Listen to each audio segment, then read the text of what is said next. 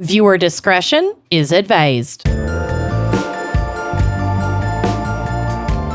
are listening to Wine and Crime, the podcast where two friends chug wine, chat true crime, and unleash their worst Minnesotan accents. Hello. Hello. Oh, here goes my hair. Cute. You little troll. She's flapping. We've got a very flappy bun today. How flappy is your bun? It's flopping all the way down. Tell us in the chat, how flappy is your bun? I'm are you? Amanda. Oh, I'm Lucy. Oh my God. And this week we have a very special fan pick from Jillian for their sister and Gigi Cameron. Gateway gal. Yep. Gotta love a Gigi. Gateway.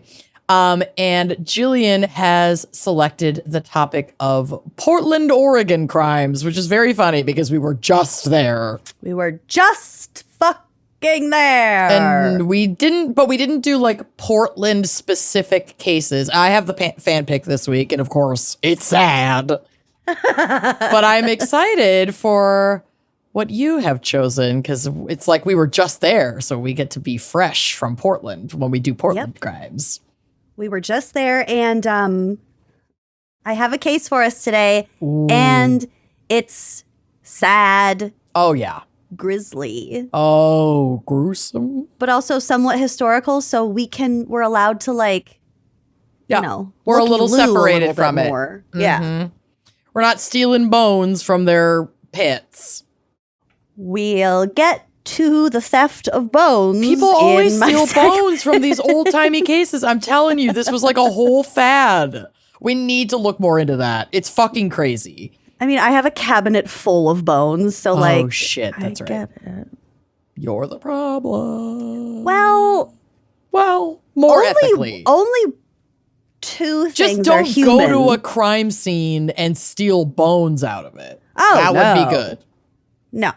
Yeah. Go to an oddities expo and get them there.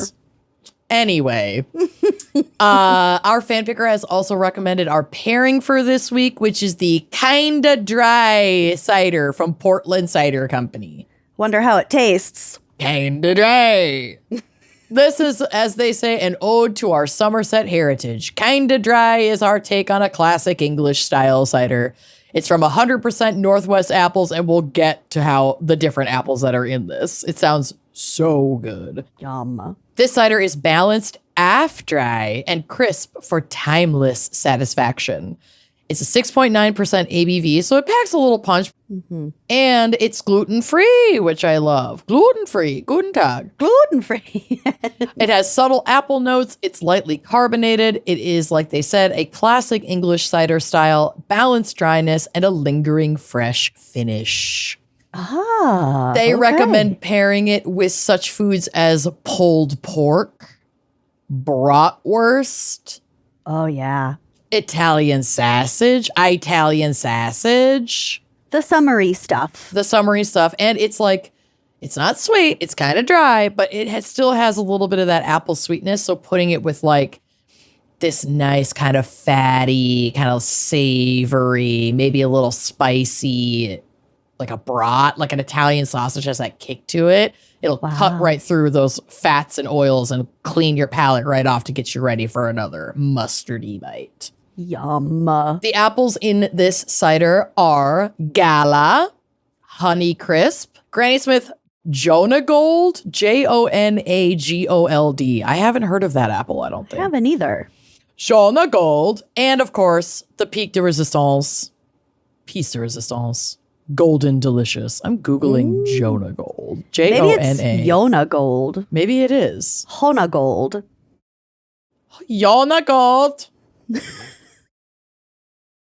Gala and Yona Gold. The Jonah Gold apple tree, Malus domestica Jonah Gold, is a popular cultivated fruit tree developed in 1953 by crossing the Golden Delicious and the Jonathan variety. So it's Jonah Gold. Jonna Gold. It produces large, crisp, sweet, tart apples used for fresh eating, baking, and cooking, and cidering. Yum. Cider sex. Cybering. Is it a green? I'm just green one or a yellow one or a red one? Actually, I'm looking at a picture of it right now. It is. It's mostly red, but it has that like green pucker around the butthole and like one green swipe up the side. That's nice. A little I like green that. around the stem and a little green around the butthole on the bottom. A little calico. Yep, but it's not a red apple and it's not a green apple. Some are more green than others because Golden Delicious is more green. Mm-hmm. So yeah, apples are cool. Every year, I don't know if it's the state fair or what, because we have so many fucking apple orchards in Minnesota. Yeah, But apple the days. U of M will often also like unveil an apple for the year. And you can try them, and it's really fun. I've definitely done apple tasting over at our friend Ellie's house, and it's really, really fun. Apple tasting. I love an apple tasting. She'll get like a bunch of different of like the apples of the year or whatever, and we'll try them all, and they're really tasty. I love a good apple. We got apples when we were doing our day trip outside of Portland, and they got eaten up. The apples and the cuties, the little fruits, those went really well. Mandarin oranges. Yeah. I've been Anyway, eating a lot more fruit as the parent of a toddler. I believe it. It is tasty. I always good. forget how good it is. I know, I forget about fruit. Also, with everything having cyclospora, I know, right? Get something with a peel. God, that's what I'm talking about. Get something that you're not eating its outsides. Yeah. So if you are interested in trying the Kinda Dry, the Kinda Dry from Portland Cider Co., you can go to portlandcider.com. They have a bunch of different ciders that you can check out, but they also, at least under the Kinda Dry, they had some cool like cocktails recipes that you could use the cider with. So I'm very curious to come back around the holidays and be like, what do they got? Totally. So yes, thank you so much for the recommendation, Jillian and Cameron. We are cheersing you from far away from Portland Cider Co., but it sounds delicious. Check them out at portlandcider.com. And yeah, that's where I'm at. I'm on water today. It's been too much. If I start drinking, You'll never stop. I'll never stop. Something's gonna break. Well, I have got to shout out my new favorite alcoholic beverage from Portland, which is Let's that hear it. goddamn pickle vodka that we had at the Portland Pickles game. Girl, those vodka shots were so good, Really so good. dangerous. I was driving that day, so I only had one. I could have had 7 of those. I had 2. I Easy. stopped myself at 2. They go down so easy. You like can't taste the vodka at all. It's like taking a shot of pickle juice. It was scary. It's so good. Like at first it was a little bit shocking, but it just went down so nice. It went down nice. So yeah, if you're not really into cider, but you really like pickles, check that out too. Get your pickle shots at the next Portland Pickles game. Yep, do it. I love it.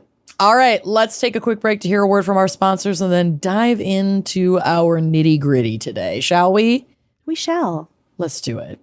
Summer is coming to a close, but our need to hydrate is not. These hot months always remind me of how quickly hydration can sneak up on you. Like the need for it. Between the hot weather, all the travel, all the long days, now we're going into back to school mode. You're going to be able to feel when water alone is not enough, and that is why we keep Drip Drop on hand. It's an easy way to stay ahead of dehydration before you start feeling tired or low energy. Yes, Drip Drop is doctor-developed, proven fast hydration that helps your body and mind work better. So if you just need some support for busy days, long workouts, summer travel, everything in between. And that's because hydration isn't just something you do when you're behind, it's how you stay ahead. I drink so much water and I get real cranky if I don't have like water on hand. And Drip Drop just sort of eases that a little bit for me. It uses science-based formulas for rapid hydration so you feel results fast while getting 3 times the electrolytes of leading sports drinks. Drip Drop is trusted by firefighters, medical professionals, and over 90% of top college and pro sports teams and podcasters because it's built to hydrate you faster and more effectively than just water. It's perfect for staying active all summer long. Drip Drop's Zero Sugar Plus is a breakthrough, fast-absorbing formula with an advanced blend of 6 key electrolytes, 15 essential vitamins and nutrients, and no sugar or artificial sweeteners. This is fast hydration built with what matters the most. And honestly, their products taste amazing. I know Amanda loves them, those zero sugar ones. Yeah, I am obsessed with like the tropical flavors. There's a tropical punch one that I really like in the Zero Sugar Plus. It's so good. There are 16 original flavors and 8 Zero Sugar Plus options that fit seamlessly into your routine, whether it's morning, pre-workout, post-workout, or midday slump. It's really just like a daily routine kind of a thing. And to make it easy, Drip Drop has flexible subscription options, so you're never stuck without proven fast hydration, whether you're hitting the gym, juggling work, or just trying to keep up with an always-on calendar. And right now, Drip Drop is offering podcast listeners 20% off your first order. Go to dripdrop.com and use promo code GALS. That's dripdrop.com, promo code GALS for 20% off. Stock up now at dripdrop.com and use promo code GALS. As business owners, we are always looking for ways to stop leaving money on the table. And a big one is missed calls. Because a missed call is money out the door. Quo helps you and your team share one business number, reply faster, and stay on top of every customer conversation so you never miss an opportunity to connect and get that bag, baby. And that's why today's episode is brought to you by Quo, spelled Quo, the smarter way to run your business communications. That's right. Quo is the #1 rated business phone system on G2 with over 3,000 reviews, so you don't have to just take it from us. Built for how modern teams work. That's why more than 90,000 businesses, from solo operators to growing teams, rely on Quo to stay connected, professional, and consistently reachable. Quo works wherever you are, right from an app on your phone or computer, and lets you keep your existing number. You can add new numbers or teammates in minutes. You can sync your CRM and rely on seamless routing and call flows as your business scales. I know it sounds scary to make yourself like very accessible to your customers, but Quo makes it so that you're not feeling overwhelmed. You're feeling like you're part of a team that's handling all of your customers' needs. And your entire team can handle calls and texts from one shared number. So no more missed messages or disconnected conversations. Everyone sees the full thread, making replies faster, and customers feel genuinely cared for. It's so easy. Calls, texts, voicemails, transcripts, and contact details all live in one clean view with full context at your fingertips. Your team communicates faster, stays aligned, and delivers a more personal experience. Make this the season where no opportunity and no customer slips away. Try Quo for free, plus get 20% off your first 6 months when you go to quo.com/gals. That's QUO.com/gals. Quo, no missed calls, no missed customers. I have dry skin and I live in the Midwest, so I am trying to prepare for when summer turns to fall, then turns to winter, and stuff gets real dry, okay? And sometimes I feel like I am in this endless rat race of finding the right products to make my skin feel nourished and hydrated. And then I'm layering, and then I'm trying to fix things with makeup. And it's just like, it's a lot. And this is why Oak Essentials has become my new best friend. Oak Essentials was actually founded by Jenny Kane. And if you know her world, you know the aesthetic. We're talking effortless, elevated, nothing extra. And Jenny calls this moisture-rich balm that we've discovered magic in a jar. And I'm telling you, after trying it, you will understand why. It is so hydrating. It's thick, it's buttery, it heats up and it melts just right on your skin. It's not greasy, it's not heavy. You're going to love how it feels. I think it smells good too. Mm-hmm. It just gives you like a nice dewy look. And it's super easy to use. I use it twice a day as like morning skin prep before I put on my makeup, or like if I get out of a really hot bath. Mm-hmm. It's so nice. And all of the Oak Essentials products are just really, really nice. They're different from other skincare brands. Oak Essentials is clean and formulates to strict EU and UK standards.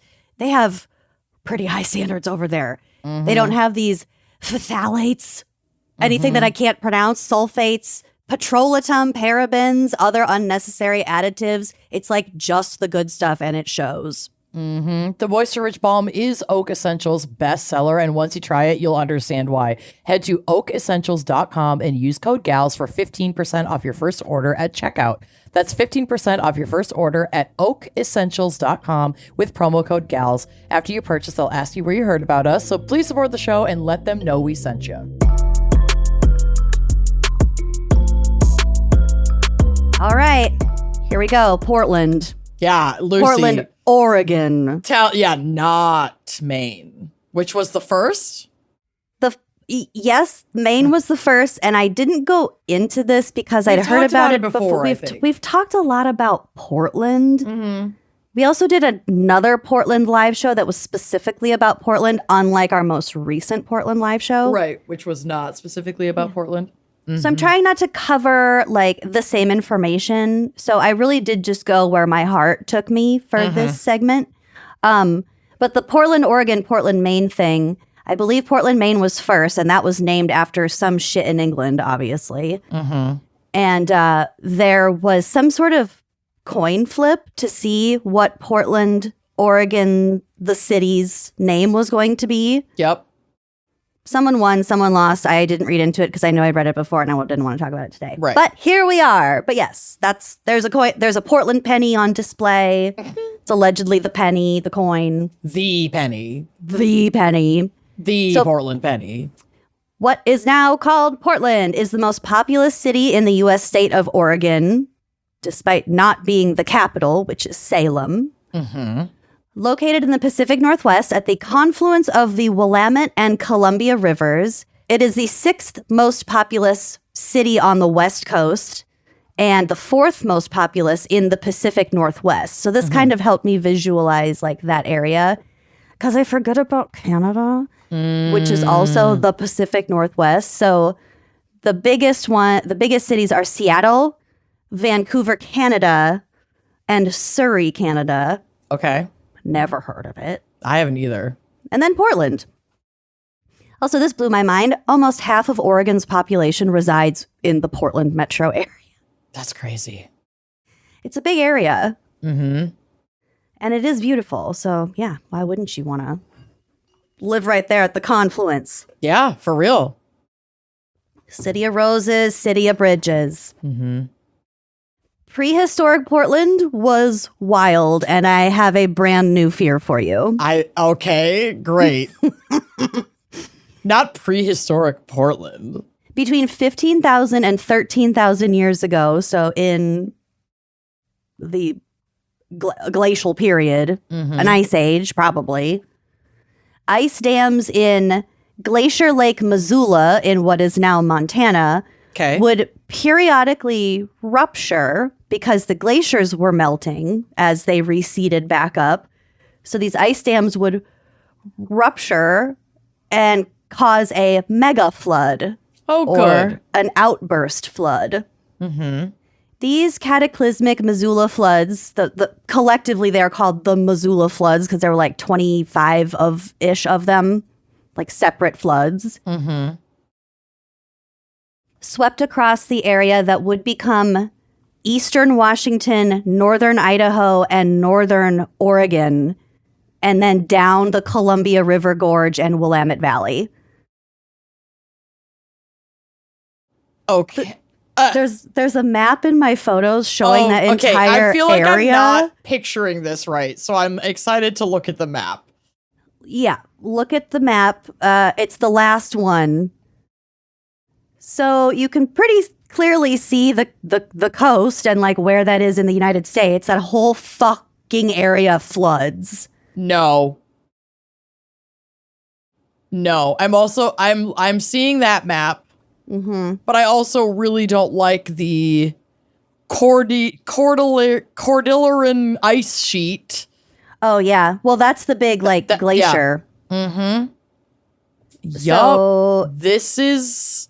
See the Missoula, and then it goes like all the way down. They're sometimes called the Spokane floods too, because it just takes out this whole God. All of that yellow, all of that orange is flood. That just happened periodically. No. Bye. No, I have so much more information about this for you. That's not for me. This is from Wikipedia. After analysis and controversy, geologists now believe that there were 40 or more separate floods, although the exact source of the water is still being debated. The peak flow of the floods is estimated to be... I feel ill. I hate envisioning this. Okay. The peak flow is estimated to be 27 cubic kilometers per hour. Hour? Yes. 27 cubic kilometers of like water Walls and of water and like sediment and everything that comes with it. Yeah. So if you Floods want are scary business. if you want to visualize that differently, that's 6.5 cubic miles per hour. Nope. My God.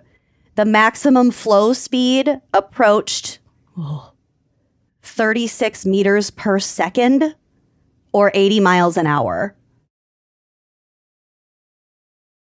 I know.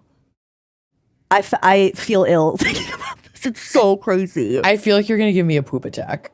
I'm getting so much anxiety. Up to 1.9 times 10 to the 19th power of joules of potential energy were released by each flood, which is the equivalent to 4,500 megatons of TNT. Got it. So for Great. comparison, this is 90 times more powerful than the most powerful nuclear weapon ever detonated.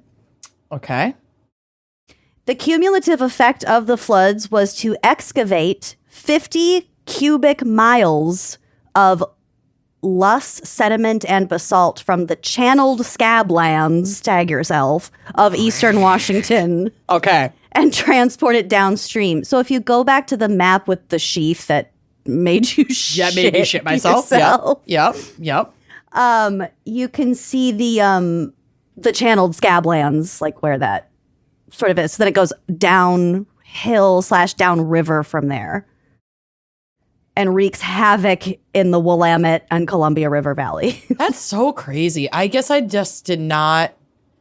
This is my bad. And like the United States is huge and crazy shit happens in almost every region. We don't really have floods in Minnesota. We have other crazy weather and other, climate related issues. But like, I don't think I ever really grasped the severity of the flooding in that region. And I know in the last few years, like you mentioned Spokane, like I know there have been some serious floods and it's really scary shit, but I feel like it's not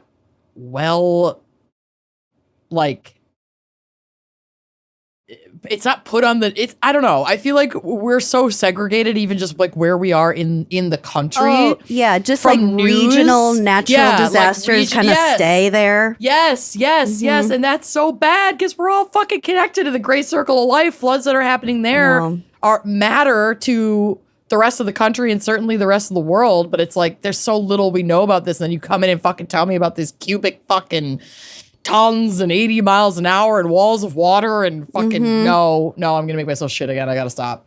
I know. And I didn't even put my favorite fact about this in here. I forgot. bet But you're like about to. some of the water, like the water would raise like hundreds of feet. Like Cool. not just flooding, but like 400 plus feet. There's another photo that I have on the drive. It's called Dry Falls, Washington. I see it.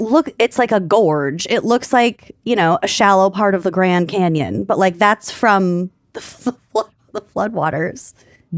So that had been Like in that parts. sometimes fills or is carved out, eroded away by the floods. Yeah. And this is probably flood water that's just sitting here I mean, who knows as where a it lake came now from. or whatever. Yeah. Holy shit. But yeah. Yeah, it does kind of look like the Grand Canyon. That's crazy. Also, the largest of the floods, they estimate discharged about 10 cubic kilometers per hour, which is 13 times that of the Amazon River. That's another fucking rabbit hole. 13 times? Yeah, and the Amazon River is fucking crazy too. Yeah, we should do Amazon crimes, but not about the fucking Amazon company. River crimes. Yeah. Portland, Oregon crimes. Portland, Oregon, Amazon River. I also found my new favorite word, which is glaciofluvial. Do tell. It's just like like glacier river. Oh, cool. Glaciofluvial. That makes sense. You can also reverse it to fluvial glacio or fluvio glacial. Okay. So there are a lot of Native American flood stories or deluge myths. Loved that. Across all sorts of tribes, including the two bands of indigenous Chinook people who were local to that area and that is the Multnomah and the Clackamas. So before being colonized by Europeans, the Portland Basin of those like lower river valleys had been one of the most densely populated regions on the entire Pacific coast. I would imagine. I mean, it's a lush kind of rainforest. You've got the ability to cultivate crops long term. You've got decent weather patterns. You can you can have meat, and seems like a pretty like bountiful region. Well, remember we were when we were at Sokolblosser Winery with our good friend Lauren, and they were talking about how things used to be orchards and blah, blah, blah. It's because all of that lake bottom sediment from these floods just contributed all of these soil. Nutrients and all sorts of healthy shit for the area. And that's why the Willamette and the Columbia Valleys are like especially fertile for agriculture. Isn't that cool? Because of the fucking mega floods. That is cool. That is cool. I mean, that's the circle of life, right? It's fucking cruel and terrifying, but it is cool. Yeah, it's like... What grows from the destruction shall be fortified and strong. The violence of them, though. That's You what was love getting the to me about violence. Neptune. No, I hate it. It's truly the only thing that really disturbs me. Like violence in the natural world, like weather violence. Wind. Yeah, you have wind trauma for sure. Also, large explosions. Scary stuff. I don't blame you. All of those are rational. Yeah. There is nothing irrational about this, and all of your fears are valid. Same. So are yours Thank for the you. most part. Thank you. I love how you couldn't even say it as a joke fully. Because you know just how crazy I get. I don't like to lie. Yeah, I've lived like 40 lifetimes since we talked this morning. So It's been a hell of a day. Emphasis I on shit hell. myself today. Okay. I shit myself today. To see if I could bleed. Yuck. All right, let me get through this next part because it'll bring us back up. Because guess what, baby? Portland has its case. own flag. Oh, hell yeah. All right, let's hear it.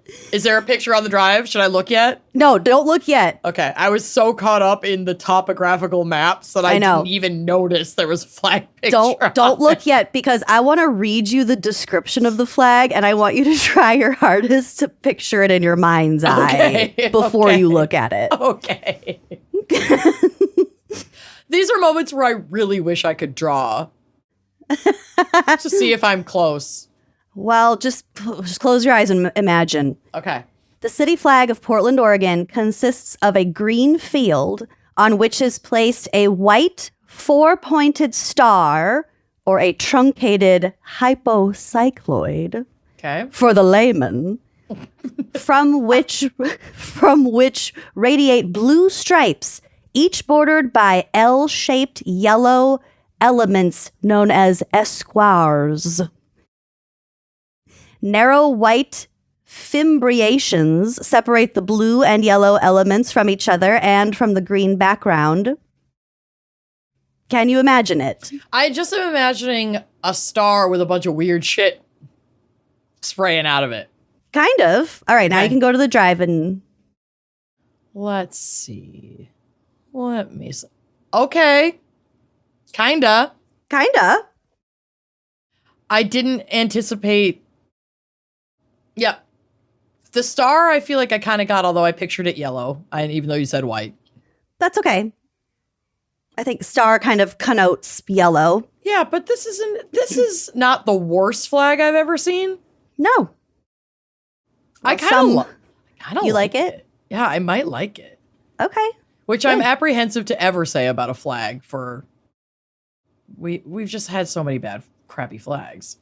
But this isn't bad. This kind of reminds me of like it's growing on me like the North Star flag. I was just going to say, well, your new North Star or the Minnesota North Star's old hockey logo? The that's new what I North was Star flag. thinking. I don't have any problem with us changing the flag. I for think your new obvious flag reasons. is beautiful. And I think the new flag is lovely. It just feels very like a logo. Yeah. Like corporate. a graphic design. Yeah. And I think a lot of flags just are moving in that direction as we modernize them and like remove a lot of racism and all kinds of crazy shit. Well, once you take out the problematic stuff, there's not much There's left. not much to look at. Yeah. There's not much to look at. So, I think this is cute. I like it. And I think it serves its purpose as a flag. And I'm proud of Portland for not having a really problematic flag. Well, some would disagree with you, but before Great. I get to that, the green represents the forests and our green city. Yellow represents agriculture and commerce, and the blue represents the rivers because it's kind of like the two rivers crossing. Yeah. So it was designed in 1969 by a noted graphic designer, but some people really, really hated it. Okay. The design was criticized for not including a rose, which was a traditional symbol of the city. They're big on their roses in Portland. Yeah. Nor a depiction of Mount Hood, which they're also very proud of. Yeah, where's our identity? These are the two things we have.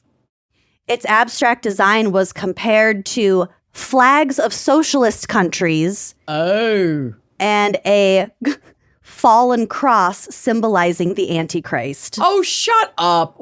People trying to fucking pigeonhole, like cram an Antichrist narrative into everything. Well, this cracked me up. Those quotes were made by the organization Mothers for Children.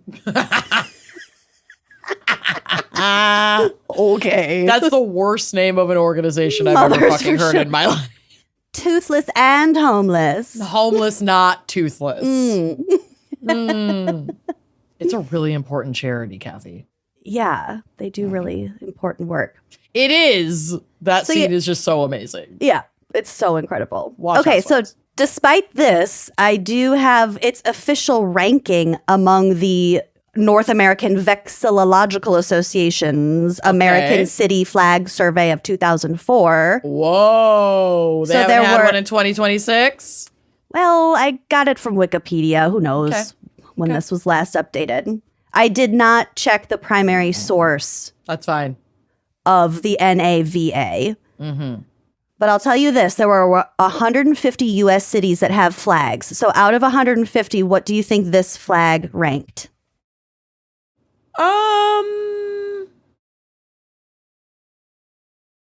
In 2004, consider the taste of the time. 37. 7th. Whoa! People really liked it in 2004. Not Mothers for Children. Not Mothers for Children, but they clearly don't represent the 2004 climate. People really showed up for Portland's flag.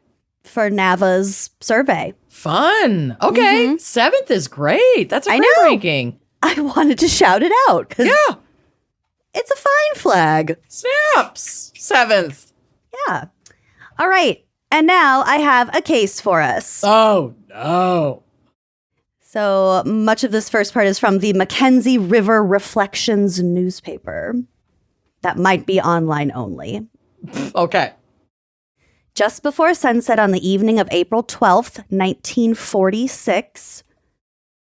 There's an area called Milwaukie and Oak Grove, but these are basically right next to Portland. I think they're just south of Portland. It's not Milwaukee, Wisconsin. Milwaukie residents James and Mary Rader were strolling along with their friend H.C. Foster along the river by the Wisdom Island moorage in Oak Grove when they saw a strange parcel swirling in an eddy underneath the dock. Ugh.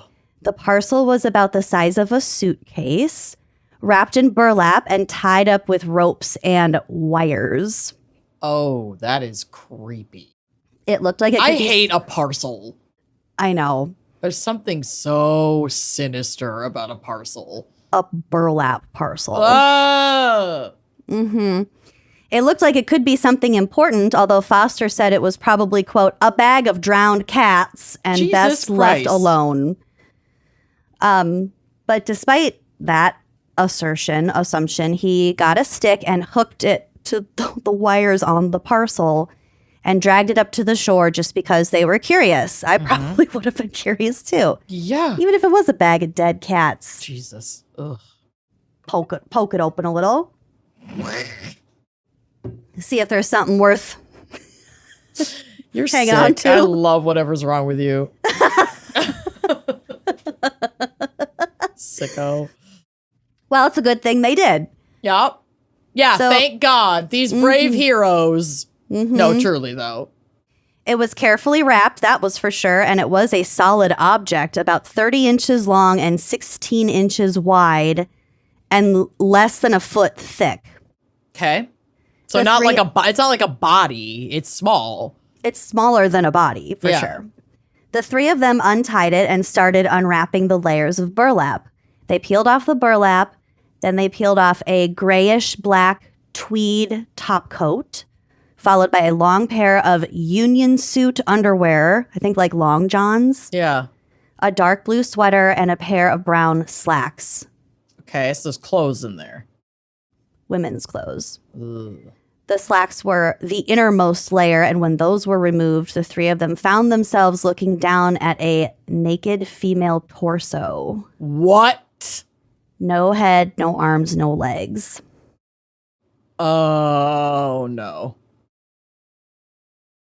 Eh. It's grisly. No. The next day, news of the grisly find was on the front page of the Portland Morning Oregonian under the headline, "River Eddy yields sack with torso. Mutilated body of girl found near Milwaukie dock." Okay. So the only real thing they know right now is that it's a female and she's white, Yep. seemingly. That's all Yep. they can tell. A fisherman from Oregon City saw the story and remembered something funny he'd seen several weeks earlier floating in the river near Willamette Locks above the falls. Okay. He hurried back to the river, launched his boat, and sure enough, he went back and found what he had seen. It was still there? This says several weeks earlier, but I don't know how accurate that is because we'll get to it, but several weeks seems inaccurate as far as the timeline goes. Well, so if don't he's about to hold find that. like human remains, then yeah, that's probably pretty long, but who knows? Well, yeah, we'll get to it. So he pulled it out, and there it was. 2 arms with the hands chopped off and a thigh. Yeah. Oh, ew. In July of 1946, so this was that happened in April. So now we're in July. The second thigh was found in the Willamette River near Oregon City, and additional women's clothing believed to be that of the victim was recovered from the Clackamas River around the same time. In September, quote, what appeared to be fragments of a human scalp were discovered near Willamette Falls. And they still believe that these pieces of remains are all coming from the same person because of the locations and stuff. Because of the location, I think they're all wrapped up, Okay. at least partially. They're like very intentionally disposed of. Sure. So then, finally, the head was found in October by a Mr. and Mrs. Roy Clutter of Oak Grove as they were walking along the river at the foot of Courtney Street. Holy shit. The river Just level, taking their evening walk. yeah, the river level was low, very low, and apparently, and they saw the head, and it had been weighted down with 21 pounds of window sash weights. So, you know, like old windows have those weights to counterbalance the weight of the glass, Yeah. and they're on like ropes. So I think those were like tied around, weighted down. Oh. They, I guess later, it was later reported that the head had been thrown into the river back in March when the river was running high. And That's now what it's been revealed now that the water level's gone back down. Yeah, that's what they estimated based on. They involved like meteorologists and all these people to like analyze the river. Yeah, forensic movements meteorology. and- I love yeah. that episode. That was a good one. So the head had been in the water for half a year. It was missing both eyes and was, as you could imagine, badly decomposed. they could tell that her skull appeared to have been fractured by a solid blow with a heavy object, according to the Oregonian. Okay. And so there was obviously blunt force trauma to her skull. Mm-hmm. Okay. And then the story note added, quote, her long hair was neatly done up. Mm-hmm. Even after all that time in the river? Honestly, it's 1946. It's a newspaper. Let's take that with a grain of salt. It is just kind of spooky. I'm like, oh. Well, also the newspapers were reporting inaccurately that it was a young woman when the cops hadn't said anything, and actually that's not what their conclusion was. Okay. So we'll basically, by the time that the head, her hands and her feet were never found. So they couldn't do any kind of identification that way. By the time the head was found, the case was pretty much already cold because it was like, what, 6 months later? Right. 5 months later. Mm-hmm. And it didn't help much other than to eliminate a few possible matches from the missing persons file, because a lot of the missing people were younger than that. So they knew by now that the body was that of a 40 to 50-ish year old woman. And because at this time in the city of Portland, there was what was called a girl rush. Okay. Because there was like a nationwide rumor that there were 5 bachelors to every one single woman in the city of Portland. So like a bunch of like college-age girls wanting marriage moved out. Oh my God. A girl rush. It was a girl rush because there were so many men out there in like the lumber business. Yeah. And then also after like World War II, they had a bunch of, there was all sorts of stuff. It's my God, the positioning of Portland. Listen, why not? Why not? Go where the honey flows, the milk and the honey. So there was a girl rush and a lot of girls moved there, and a lot of girls either stopped writing home or possibly did go missing, but they kind of a lot of them got lost track of. Yep. So all of these tips and leads were coming in because so many young women were missing, and none of them led to this particular woman. So they were getting frustrated by it. Ray Rylance. Okay. Hell of a name, the Clackamas County coroner, who first examined the torso, told the media that the perpetrator had done, quote, rather a neat job. At least he knew where the joints were. Ugh. I feel like I've heard quotes like that before from coroners, and it is so creepy every time. It reminded me of the Black Dahlia, how like she was cut open, but like surgically. Yeah. Dr. Warren Hunter, a pathologist from the University of Oregon Medical School, estimated that the torso had been placed in the water no more than 36 hours prior to its discovery. So that's why the several weeks earlier thing may or may not line up, because ultimately this case is unsolved. We don't know what happened. The lower portion of the torso showed burn marks, possibly from a blowtorch, leading police to believe that the victim had been tortured. Oh. Yeah. Upon the discovery of the victim's head in October of 1946, it was revealed that the woman wore dentures. Okay. So and probably was older then. Yeah. I have a picture of the dentures on the drive. Oh, Jesus. All right, I see them. It's from our Wikipedia page. The cause of death was determined to have been blunt force trauma to the head. After death, the victim was dismembered, they think, with a saw. And disposed of in the river. Law enforcement at the time investigated a potential connection between the woman and 2 missing persons cases in California and Indiana, which that person was, I think, known as like the torso killer. Because that was around this time too, but they were unable to make a connection. Got it.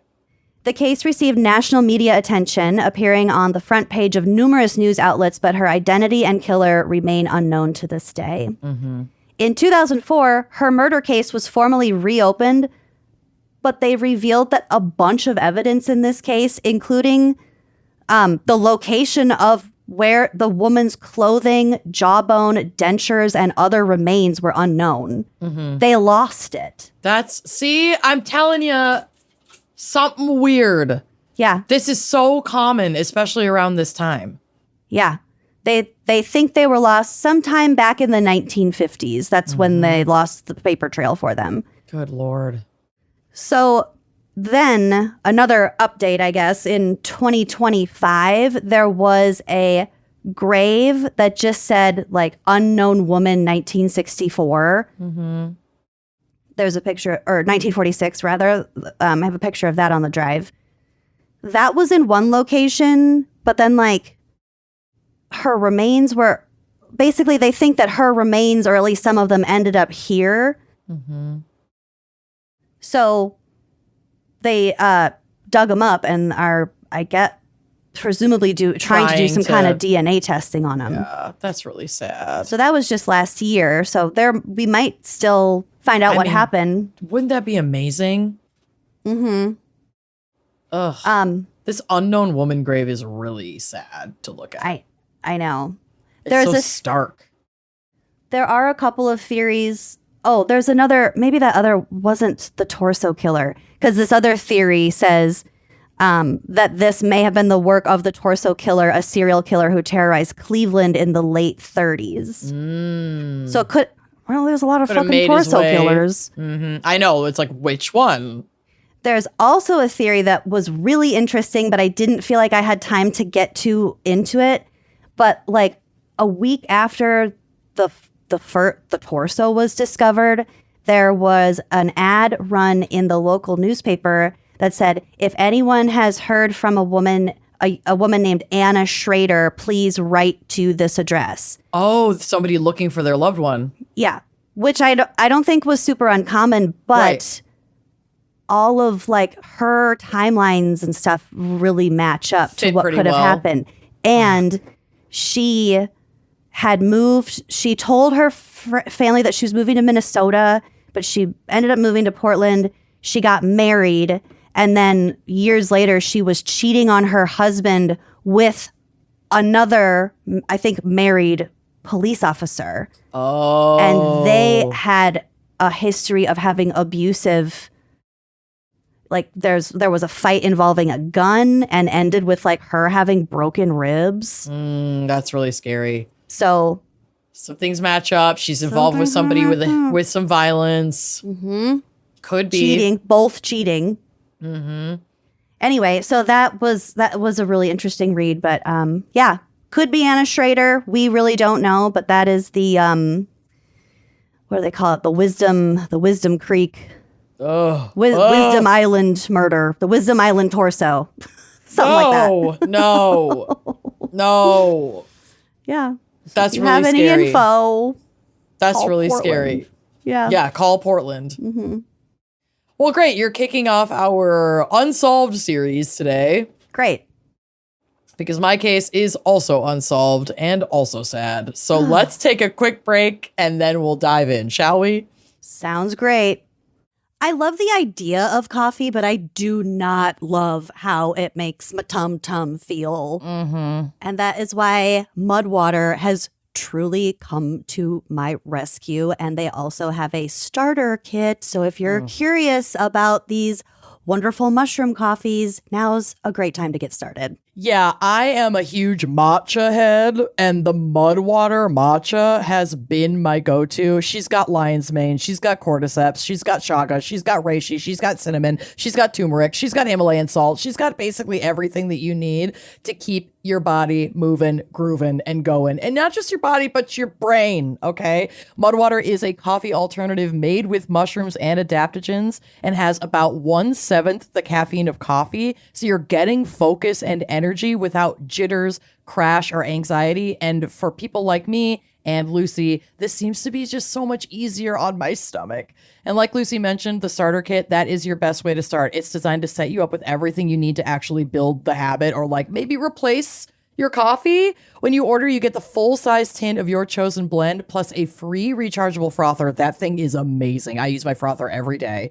as well as free gifts and free shipping. And there are 4 flavors. The OG, I love this one. This is the original chai chocolate blend. So good. It's so good. I like this one both iced and hot, and I drink this one a lot in the winter. And then they have more of a classic coffee style. They have their matcha and they have turmeric. So if you're a coffee person, a matcha person, a chai person, or something in between, you're gonna find something that's gonna work for you. But the OG is where most people start because it's like chocolate and chai had a very healthy, very helpful baby. Ready to make the switch to cleaner energy? Go to mudwater.com/gals and grab the starter kit. Use code GALS and you'll get 43% off. The frother alone is worth it. That's right, up to 43% off with code GALS at mudwtr.com. After you purchase, they'll ask how you found them. Please show your support and let them know we sent you. I had seen Lola blankets around the internet. It's hard to be chronically online and not see a Lola blanket. And I don't think I really understood or maybe really believed just how fantastic these blankets truly are. The second I finally acquired one, no one else is allowed to touch it. It's for like me and occasionally my cats, but it's the kind of blanket where even if my cat is sleeping peacefully, beautifully, perfectly on it, I'm gonna rip that thing away from her because that's my blanket and I need to snuggle with it. Lola is the world's #1 blanket, and now I understand why. It's crafted with ultra soft luxury faux fur and a signature 4-way stretch. I really love the 4-way stretch. I didn't think about how nice like a stretchy blanket that you can wrap up in really makes a huge difference. And I get it. People instantly obsess over it the second they touch it. Yeah, June calls my Lola blanket her fancy blanket, and I'm like, it's my fancy mommy's blanket. fancy blanket. I will take this from a child. If you're nervous about like washing it, I washed mine recently for the first time. Super easy. Like, don't let that scare you away. It's also such a great gift because it's going to be something that people are going to remember. They're going to use it every day. Like, talk about a good wedding gift. So cute to give a couple, like an extra large Lola something blanket. they can snuggle in. Yeah, and it's not just a blanket. It's a home upgrade gift. It instantly elevates any space, making it feel warm, cozy, styled. There's a ton of cute colors and like kind of patterns. I have the fawn one. It's very classic. It's very cute, and it's so soft. Lola has over 20,000 5-star reviews, thousands of people gifting it, loving it, talking about it, including us. For a limited time, our listeners can get 40% off select Lola Blankets products with code WINE at checkout. Just head to lolablankets.com and use code WINE. After you purchase, they'll ask you where you heard about them. Please support our show and let them know we sent you. Wrap yourself in luxury with Lola Blankets.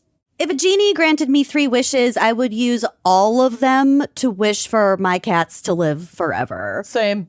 But since genies aren't really hanging around my neighborhood, No. I do the next best thing and feed my cats Smalls. Smalls is fresh human-grade cat food that does so much more than just feed your cat.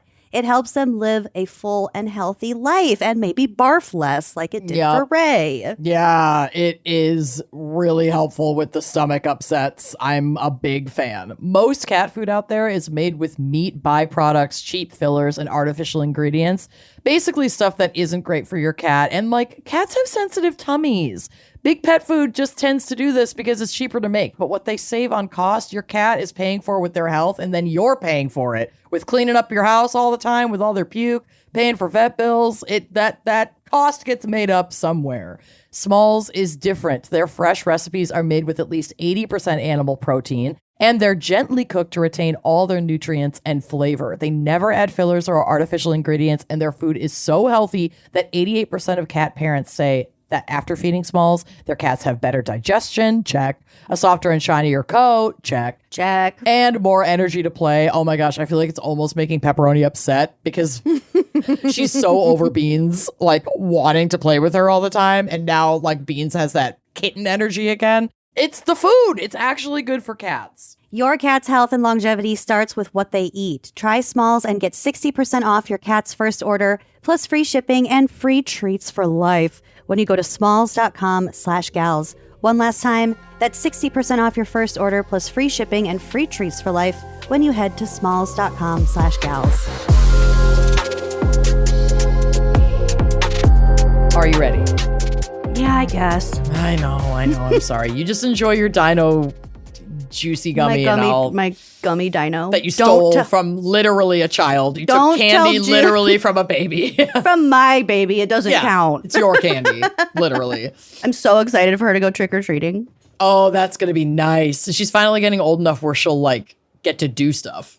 And young enough where she won't notice if I steal all the Reese's out of her mouth. Oh my God, this is the perfect year. I know. Enjoy it. I've been thinking about it. I'm happy for you. You clearly have. It's still August as we record this, as the crow flies. Okay, so I have mentioned before that I have the fan pick case today. It is a doozy, but it is about a missing child, so it's obviously incredibly important to talk about this case, especially because it remains unsolved.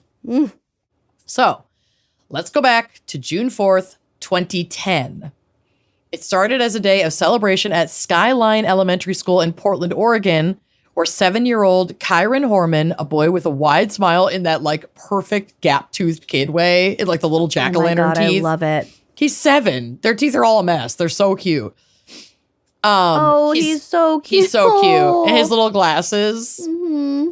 So there's a picture of him on the drive where he's showing off his project at the school's science fair, which was research into red-eyed tree frogs, because this kid is cool as fucking hell. And he's wearing a CSI shirt. Oh, yeah. He's dorking out and he loves it. Oh, my God, I love him.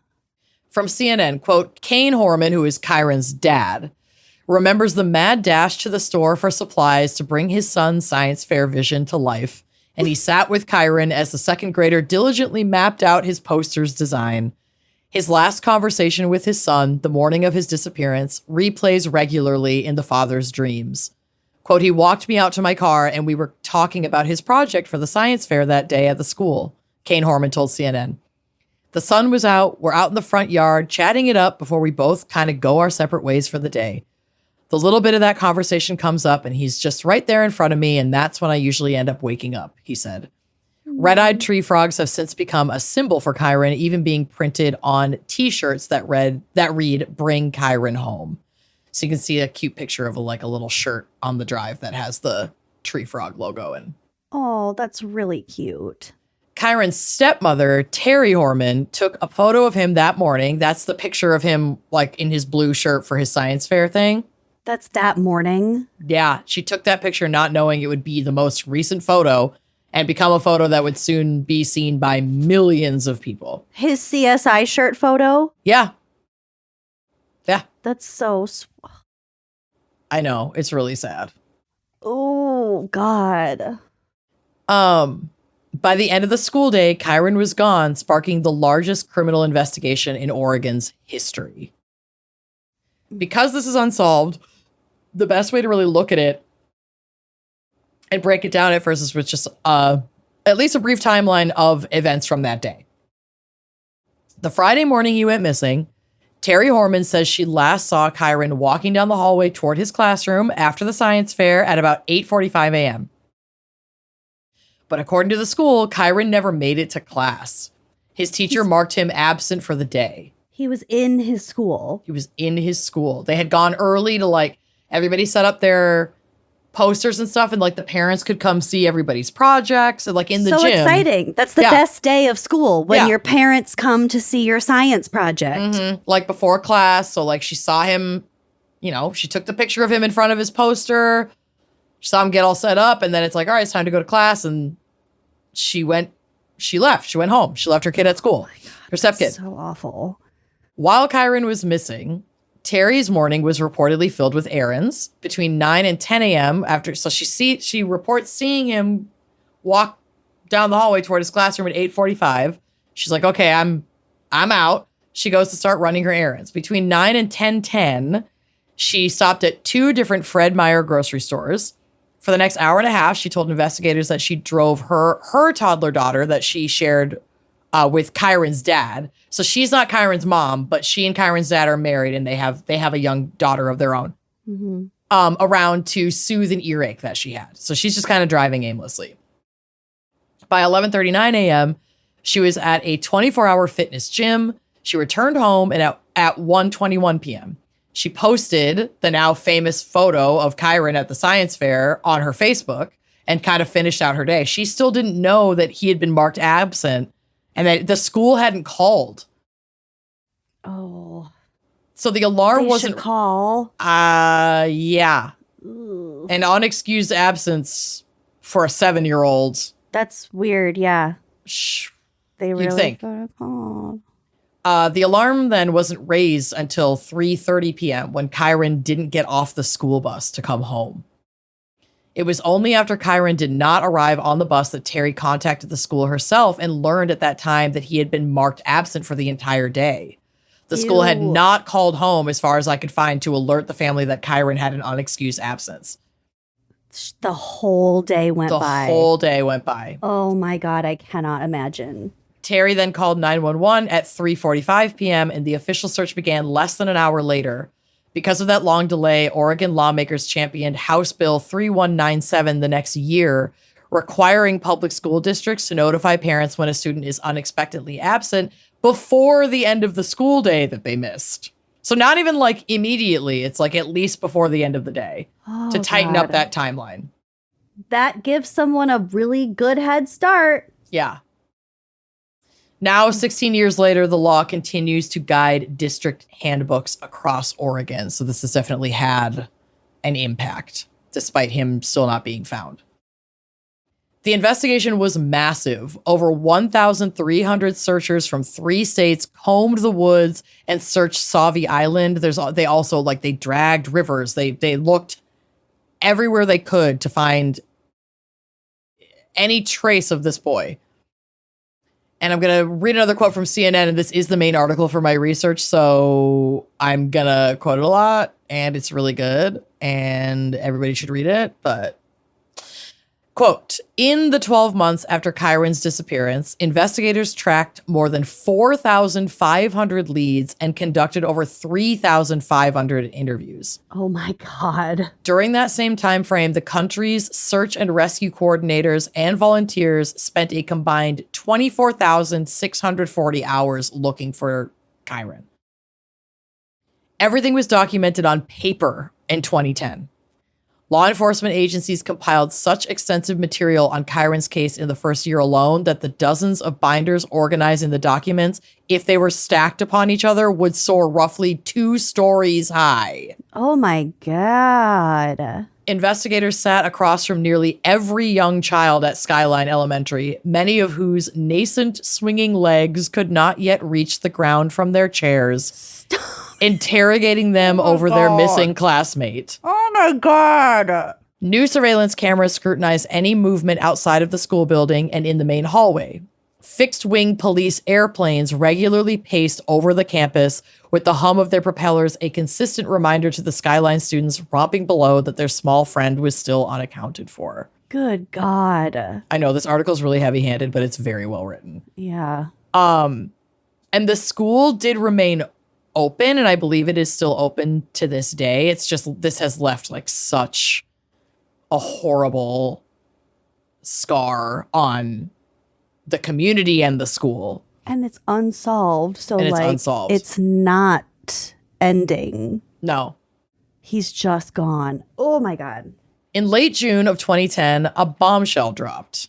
Investigators told Kyron's father, Kane, that Terry, his wife, had allegedly tried to hire their former landscaper, a man named Rodolfo Sanchez, to kill Kane months before the disappearance of his son, Kyron.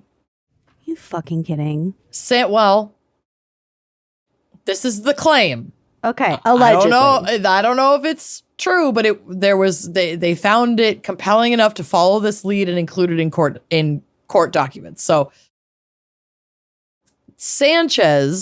Rodolfo Sanchez testified in a deposition that Terry Horman approached him in January of 2010, 5 months before Kyron vanished, and offered him, quote, a lot of money to kill Kane. I'm not sure how much money exactly. The only report I found referencing any actual amount was $10,000, which is so sad. And that's really sad. Not a lot of money, and certainly not worth a human life. So Sanchez was the landscaper for the former landscaper for Kane and Terry, who were caring for Kyron. To verify Sanchez's claims, law enforcement conducted an undercover sting operation. So Sanchez wore a wire for the police to confront Terry. He was like, I'll get her to admit it. And they recorded like a 15-minute conversation, and she never said shit. Oh, she didn't. Nope. Oh, okay. They could not get the evidence needed for an arrest or obtain proof to support Sanchez's claims. The allegations resurfaced during a custody hearing regarding Terry and Kane's daughter in 2014, so 4 years after this, who was a toddler at the time. But this also did not result in enough evidence to pursue an arrest 4 years later, after this first came out. Because there was never significant proof uncovered pointing to Terry, the claims faced significant legal scrutiny in court. They wanted to like bring this to court, and the court was like, there's really no evidence. I don't think we can bring this to court. So a judge ultimately ruled that while Sanchez could testify about being solicited to kill Kyron's dad by Terry, that Terry's attorneys were not allowed to cross-examine him regarding the unsuccessful police sting. Why? So they could I'm not sure why they decided to do it this exact way. It's like, you can talk about it, you can bring it up, but we're not really going to do more cross-examination on it. They basically wanted to keep it a judge was like, this is such a small throwaway thing that yes, I'm going to let you present it to court, but we're not going to belabor this because there's no evidence that proves it. It's just you wanting to take the stand under possible penalty of perjury if they find out this isn't true and say that this happened. And then not give it any more air. But that doesn't mean we're giving it more air at trial. We have more important or not at trial, but in the courts. We have more fucking fish to fry. We got to figure this shit out. So, due to the lack of cross-examination on the sting operation, the judge signaled that he would give, quote, little or no weight to the evidence provided by Sanchez in the custody case. So however that shook out was basically to say yeah, okay, I'll allow this to go into court record, but we're not spending time on this. Terry has always denied these claims, calling them very self-serving through her legal counsel. But many have not been able to let go of the suspicion that she was involved, including Kyron's birth parents. Terry reportedly failed 2 separate polygraph tests regarding the disappearance, which we know polygraph tests are oftentimes bullshit. So take that as you will. That doesn't necessarily mean anything. Who failed it? Terry or Terry the dad? Did. Okay. Terry did. Oh, okay. And witnesses did claim to have seen a second person sitting in Terry's truck outside the school around 9 a.m. drop-off. A close friend of Terry's was subpoenaed by a grand jury, and investigators found that she, the friend that was subpoenaed, was unaccounted for during a 3-hour window on the day Kyron vanished, and that she had helped Terry buy an untraceable cell phone. I don't know what else was going on with the cell phone. I couldn't find more about that. She just testified that she helped Terry get this phone, but didn't say that she was with Terry that day, but didn't have an alibi for a few hours of that day, and was brought in by a grand jury to be questioned, basically, to put all that on the record. There's a lot of fishy shit going on. Yeah, it's very weird. In a 2016 appearance on, of fucking course, Dr. Phil, Terry continued to maintain her innocence, suggesting Kyron was kidnapped by a man in a white pickup that she claimed was seen acting strangely at a nearby 7-Eleven. All right. But that didn't go anywhere either. None of this stuff actually became a tangible lead. None of it is sticking. None of it's sticking. All these people are saying, well, I saw Goody Proctor with the devil. And then it's where's the evidence? Oh, I can't really give it to you. Also, okay. A man acting weird outside At of a 7-Eleven. What is it, Tuesday? However many weeks ago. Yeah. Okay. A white pickup truck, the most common car in America. All right. Yeah. He was about 5'10". Right. It's white. But that's what's so crazy is he was seen in the school, but has a picture of him in the school that morning. And in the 15 minutes between when Terry left and he started waddling off to class. Waddling off to class. He's snatched up. and no one saw anything. That's why it's like, I think he went with someone that he knows. Yeah. Because it didn't cause a ruckus that anybody thought was weird. He quietly never made it to class and then was reported absent. There's no sign of foul play. There's no blood. There's nothing. He just vanished. And I feel like the only way to pull that off, and this isn't me saying that Terry did it. I'm just saying that it's hard to believe, it's hard to imagine a child going missing from their school. And it's not like this was in the 90s. Like, this is 2010. We've already got school shootings under our belts. We've already got all kinds of, there were cameras outside. Yeah, security. You'd hope, things in place to keep a kid from being able to just walk by himself out of the school. That's why I feel like he had to have left with an adult, at least, that took suspicion. No one saw it. No one stopped a little kid leaving school. Like, it's just so bizarre. So there are cameras at the school, but they did outside. But none of those picked up on him leaving? That's my understanding. Did they confirm that she left without him? Yeah, I believe so. So maybe if she did have something to do with it, she took the photo as her own alibi. Maybe, and got someone else to finish the rest of it. I don't want to like, ruin this woman's life. No, I mean, her life is already ruined. But it's like, but that's kind of the only. It's like, there's a lot of fishy stuff, but there would have had to have been a lot of workarounds if she had planned this. We don't have there's no evidence to arrest her. So like, right. She is innocent until proven guilty. Right. That's kind of what I'm. What sucks is that like it would make sense, especially if this Sanchez stuff was real and there's other things that are going on in the relationship that like maybe there was a staged kidnapping and somehow none of that ended up on paper that could be traced.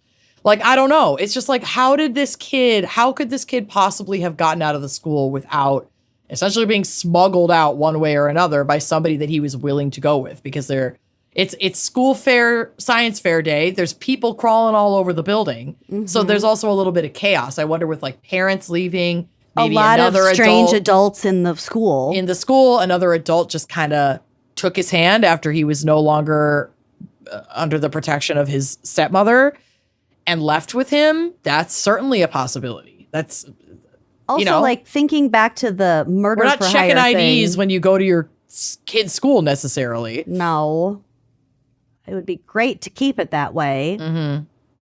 But just like thinking back to the murder for hire thing, mm-hmm. if her first goal was to get rid of her husband or punish him or just be free of him, mm-hmm. how would this accomplish that? How would having his son be abducted accomplish anything like that? I don't know. Unless it was a punishing thing. But and that's another reason why I'm like, I don't think it's her, but I think that it might be somebody that he knew, mm-hmm. which is the most likely scenario. Yeah. Because like otherwise, I mean, I don't know. He's also 7. So like an adult at your school coming up and being like, oh, your mommy told me to take you here. What 7-year-old is going to be like, no, fuck you, and starts, you know what I mean? Like, I'm your mom's friend. I'm your dad's friend. Yeah, it's just so scary that they're really. I know that 9 times out of 10, no, not 9 times out of 10, but the majority of the time, it is somebody that you know that like harms you or does shit like this. Mm-hmm. But we've seen plenty of cases with random abductions. There's child trafficking. There's all kinds of other sinister things at play, nightmare scenarios that could very well be responsible. And ultimately, what you think about Terry or not, without the evidence to convict her, I'm not going to sit here and say that she had anything to do with it. She very well could have just dropped her stepkid off, taken his picture, and gone about her day like she said, and had no clue any of this was going on. I don't think it makes sense that she would have done that unless there's like a lot of obviously there's a lot that we don't know. But yeah. But also, like, as a mother herself, that's not really a thing that women would. It's not typical for a woman to do. No, it doesn't make sense. And there's a half sibling of Kyron's. Like she and his dad have a child together as well. So it's not like both children were abducted. Randos. And there's there's a ransom and she's trying to get money or what. It's like none of that is happening. So it's like, it's very strange. I don't know. It's just fucking weird. Yeah. The emotional toll on the family was obviously devastating. Kyron's biological parents, a woman named Desiree Young and his dad, Kyron Horman, were already divorced but had been co-parenting for years, by all accounts successfully and in a healthy way, with Terry as Kyron's stepmom. Following the murder for hire allegations, Kane did file for divorce from Terry and left home with their toddler daughter and obtained a restraining order against her because he didn't know if they were true or not. The divorce proceedings revealed that Kane said he believes Terry had something to do with his son's disappearance. Oh. Later, Terry told People magazine and ABC News that she was always an outsider in the case, even though she was caring for Kyron daily. Quote, when the police started questioning us, they took into account more what Kane and Desiree were saying as opposed to what I was saying, and I spent my days with him, with Kyron. Although a judge and a lawyer for Terry have called her a suspect in court papers, she has never officially been named a suspect or person of interest by police. Quote, I was willing to talk about anything. I want him home, Terry said. The tension moved to the courtroom in 2012 when Desiree Young, Kyron's mom, filed a $10 million civil lawsuit against Terry, directly accusing her of kidnapping Kyron and holding him somewhere. Oh. However, Desiree dropped the suit a year later, fearing it would interfere with the ongoing criminal investigation. I feel like this is a family that is so desperate for answers that they're pointing fingers anywhere. And I'm not saying Terry is a perfectly innocent party. I don't know what the fuck is going on here, but this doesn't seem like the right tree to be barking up, because I feel like if it were, after 16 years and Terry is still very much alive, like something would come up if it were her. Don't you think? Yeah.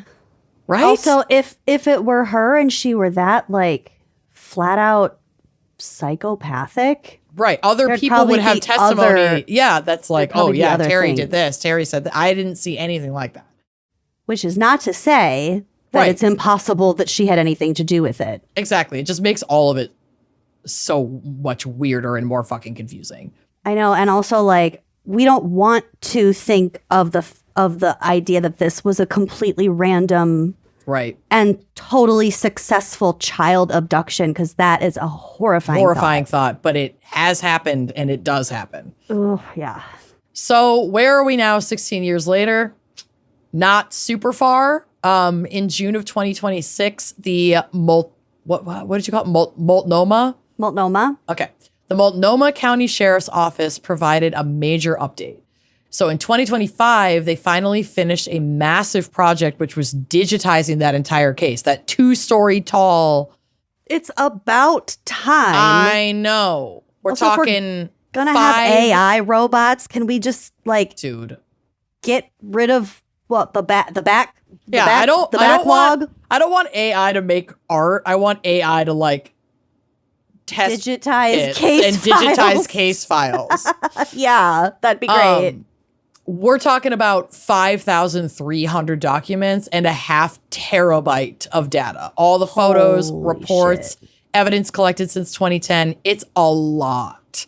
And this is a very good step in streamlining the investigation and bringing it into the modern age. Sheriff Nicole Morrissey O'Donnell stated that this new digital archive is being paired with advanced technology tools to analyze the data in ways that weren't possible before. We don't have like DNA to be testing. It's just testimonies, data, photographs, camera footage. Like it's just whatever little crumbs they Anything they compiled, have. little crumbs that turned into thousands and thousands and thousands of paper files on this missing person's case, this missing child's case.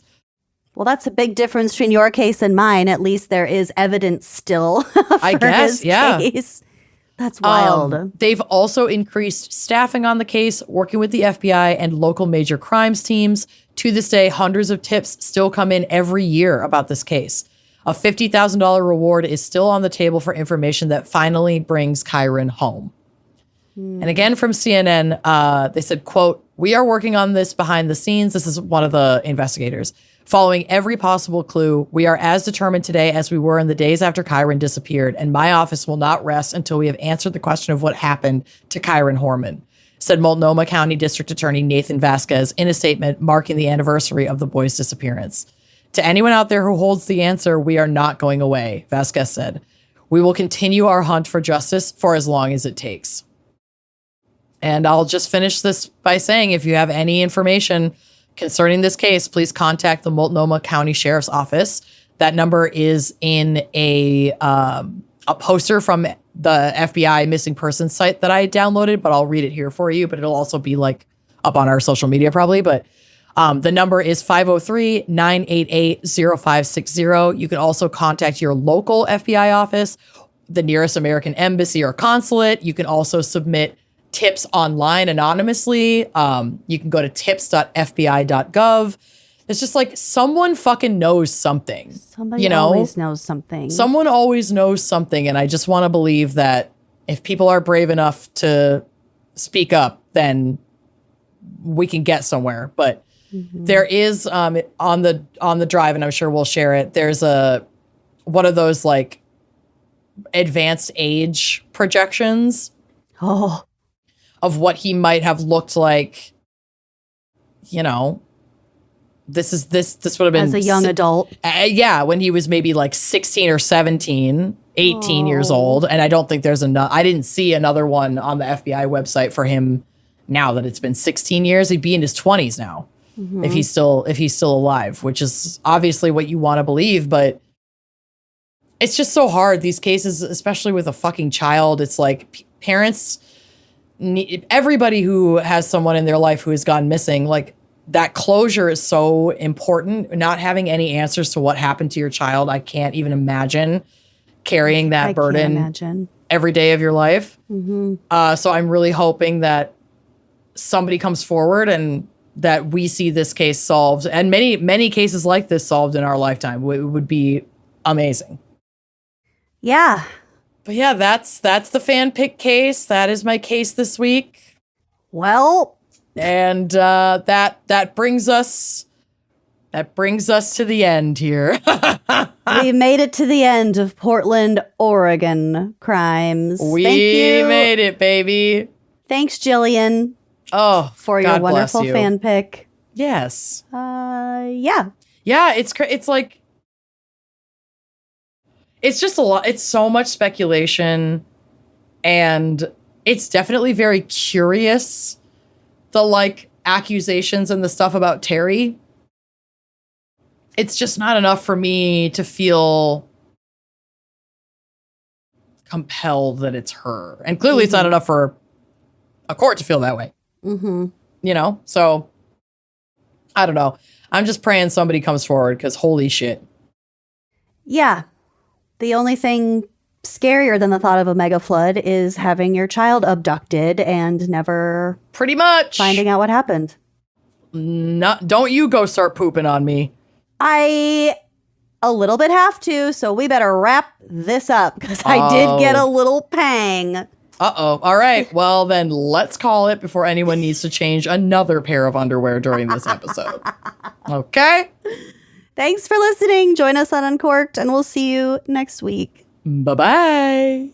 Like what you see? Check out more episodes and become a member to unlock exclusive content. Yeah, don't forget to like, comment, and subscribe. Bye.